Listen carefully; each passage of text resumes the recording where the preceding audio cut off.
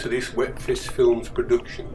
I am Tony Howells and we are diving Playa Chica, Lanzarote. My first ever dive in Lanzarote, so I am not sure what to expect. However, the water is clear and 19 degrees Celsius. There is a little swell coming into the bay, but nothing we can't cope with, so let's go.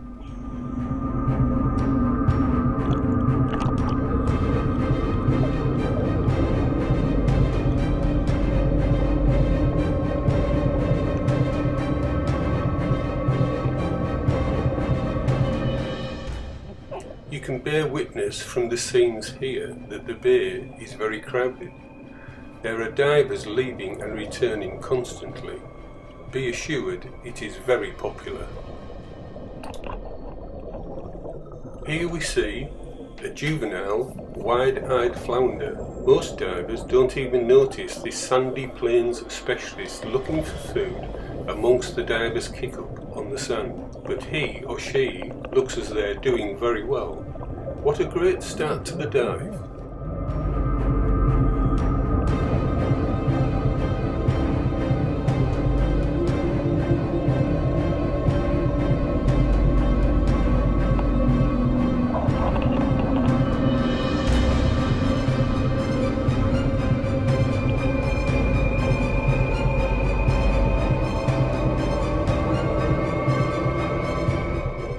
Off we go across the bay, a group of 6, led by an instructor from Safari Dive. I tend to lag back a little to enjoy the life, naturally, and spend a little more time looking. My pleasure comes from observing natural behaviours, and that takes a little extra time, sometimes.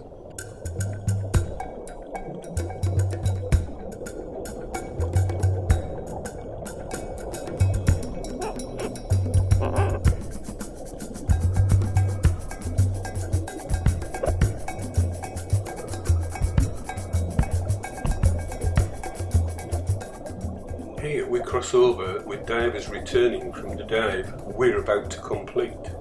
You never see this in the UK, as visibility isn't often as good as this.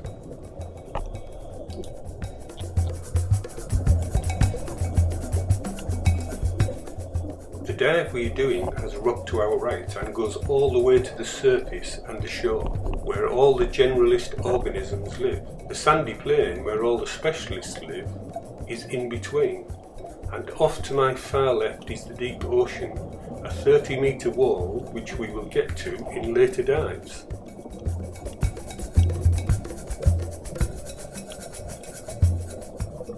My dive buddy, Les Roos, ever vigilant and looking for a subject to film, and guess who the subject is? Me.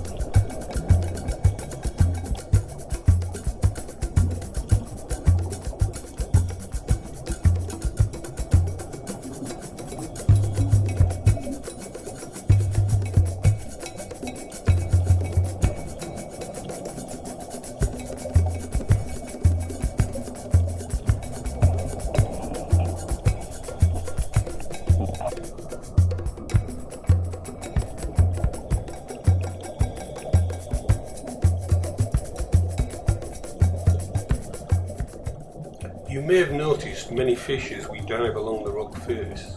Generally they are wrasse, a generalist that spends its days never far from the rock face and a hole. A place to hide when predators turn up, but feeding on weed and anything else that blows in from the deep ocean.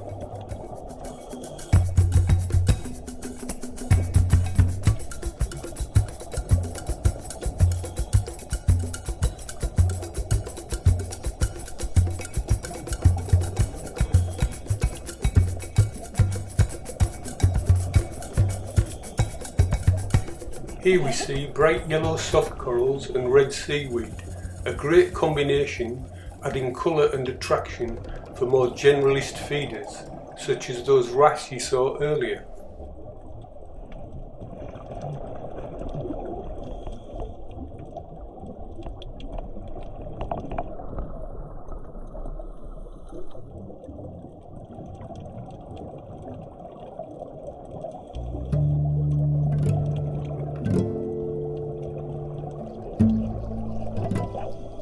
These small brown-green fish, the Azores chromis, a generalist, were everywhere across the reef and a delight to see. For those watching who are not divers, we divers are doing momentarily checks every few minutes. Here I am checking what's left in my air cylinder. Later I'll be checking how much dive time, or as we say, bottom time, I have left on my computer.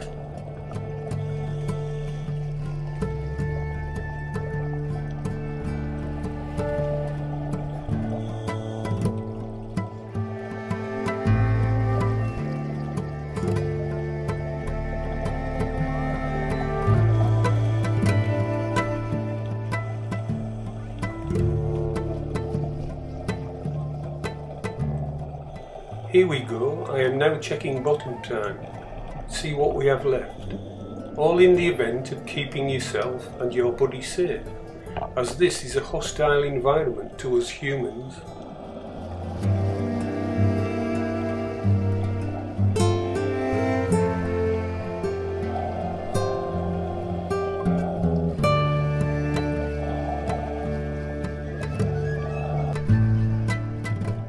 Possibly my favourite animal underwater, the common cuttlefish. It flares its legs to make itself bigger, as a threat saying to you, back off. They are a delight as always to divers, attracting a lot of interest and attention.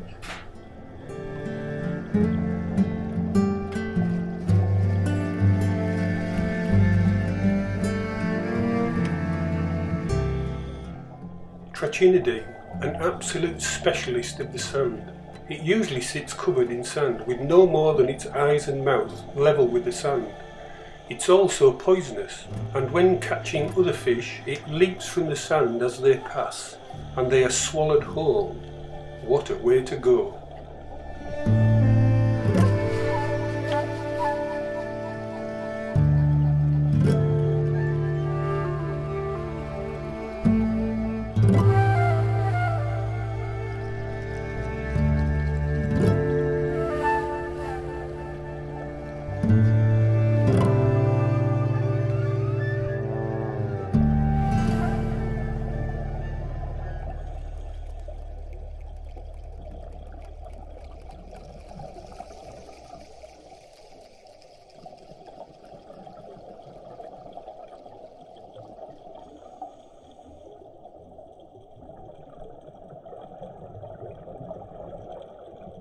A shoal of striped sea bream, again a sand specialist.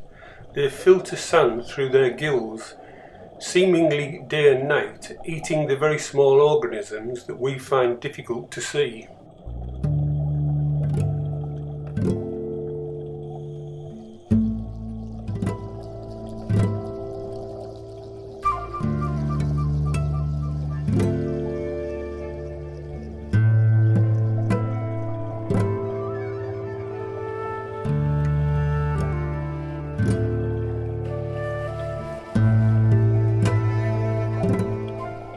Common two-banded sea bream.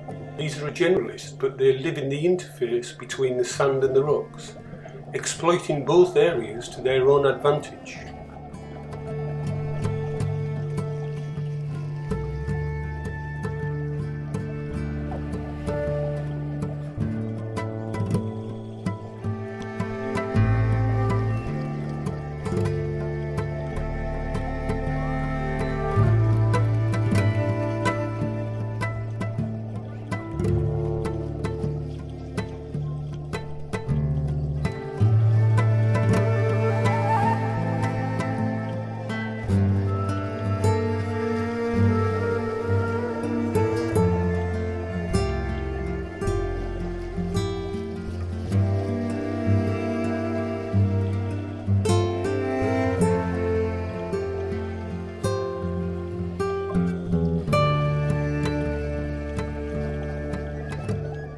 Here we see Les filming a group of red mullet.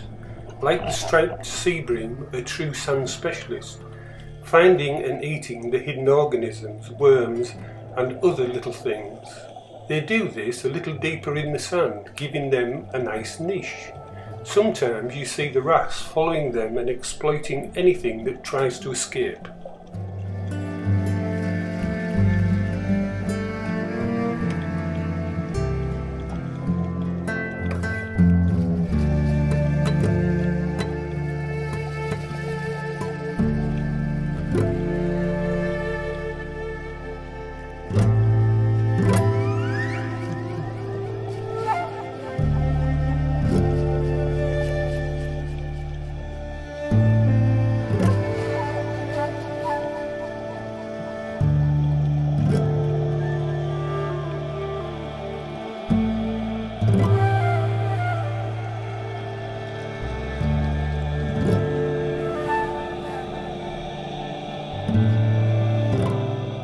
Observation is the key to interesting diving. I stopped for a moment, settled and saw this group of red and striped mullet.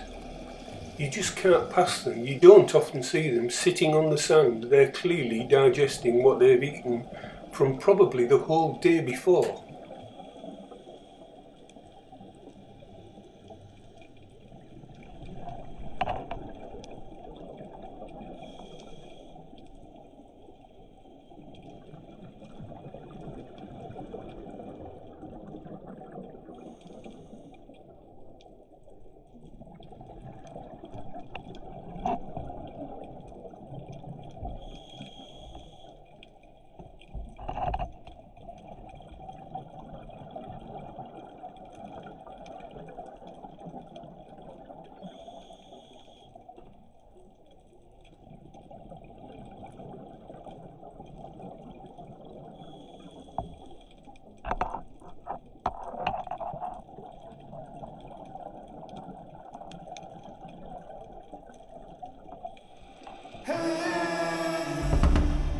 Les directing me to an octopus.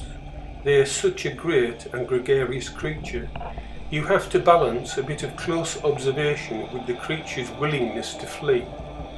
Being careful, if you are not, to disturb it too much. This one was a good size, and in the end it stayed with us, although I have to say I think it may have been a very close call.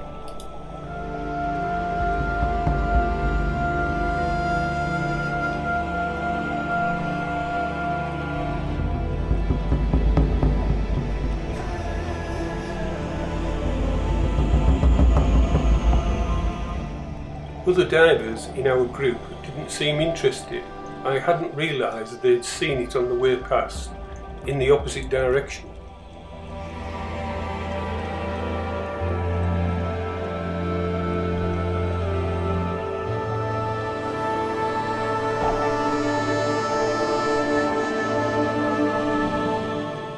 Les returned for a bit of close-up filming.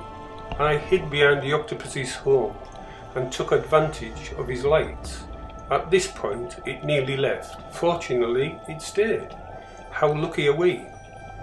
Octopus take advantage of prey passing their home, especially small crabs and other such crustaceans.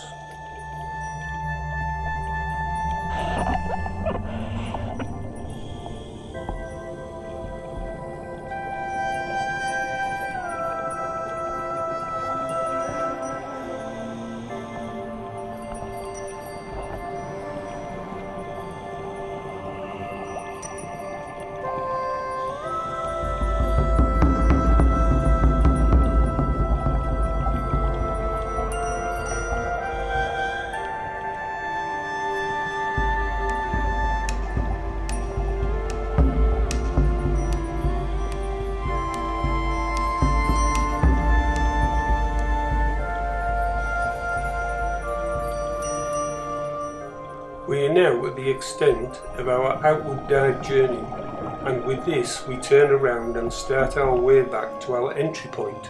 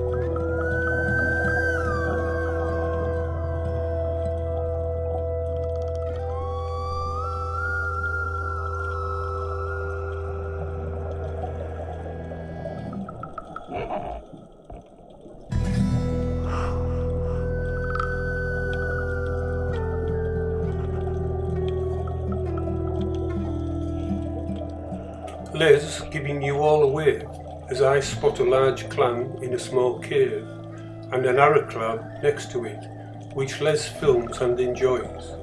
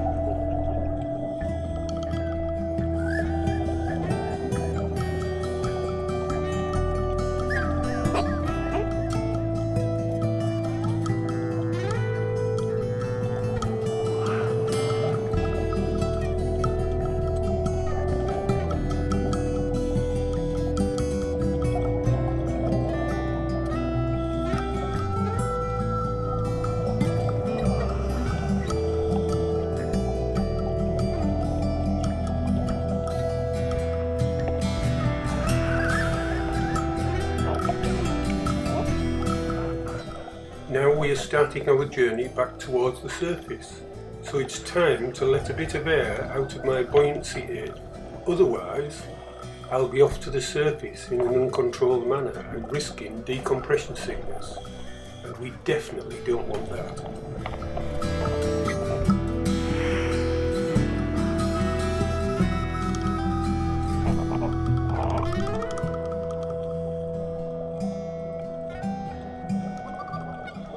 Here again we spot a juvenile wide-eyed flounder and take the opportunity for a bit of shared observation to share with you. I hope you enjoy.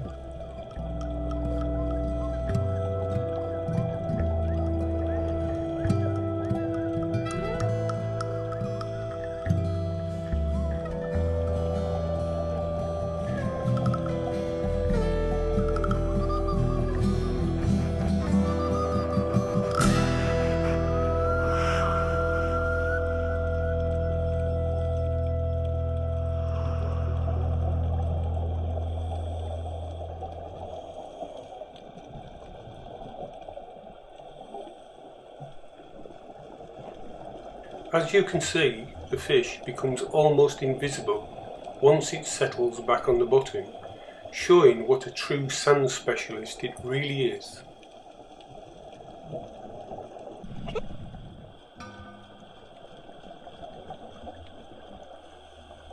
A massive shoal of striped sea bream taking a break from feeding.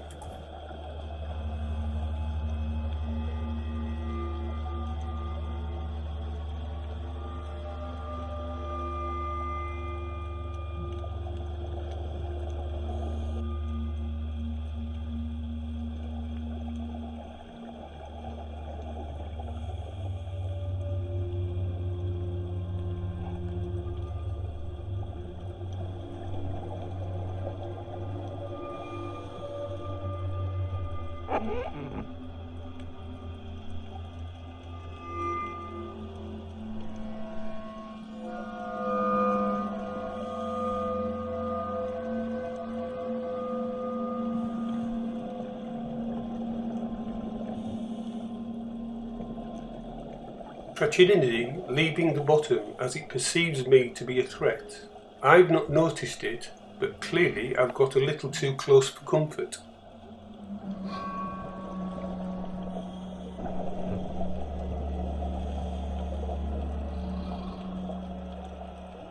This time you can clearly see the wide-eyed flounder's camouflage outfit. You must agree it's quite something and very difficult to see.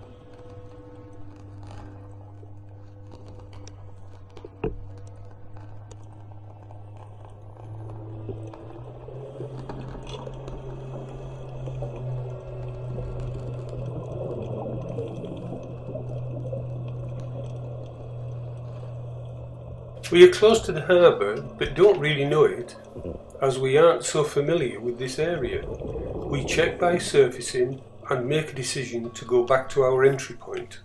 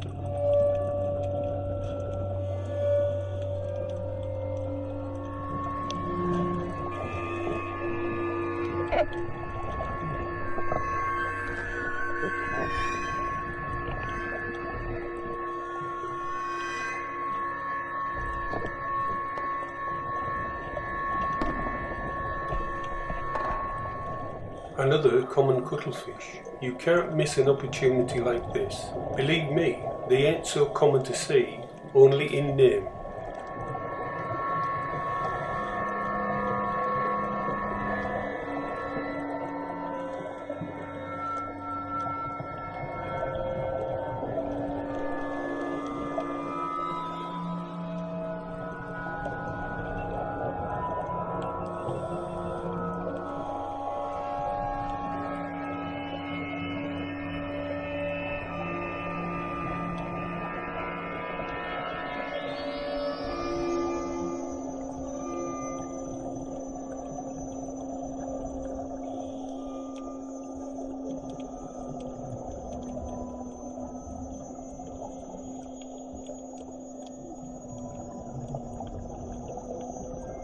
You may remember seeing this larger anchor on the way out.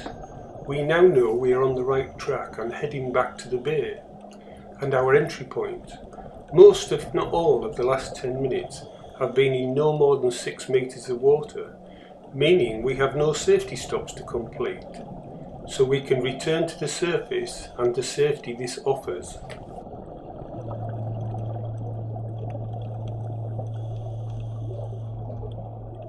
We have now been in the water nearly an hour and are starting to feel the chill, but elated with the great dive we have just had.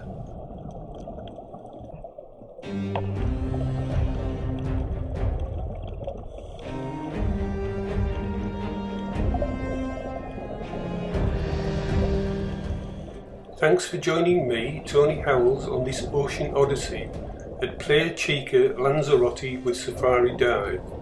I hope you have enjoyed this film as much as we did making it. Feel free to comment and like if you wish. We'll see you on the next dive. Have a great day.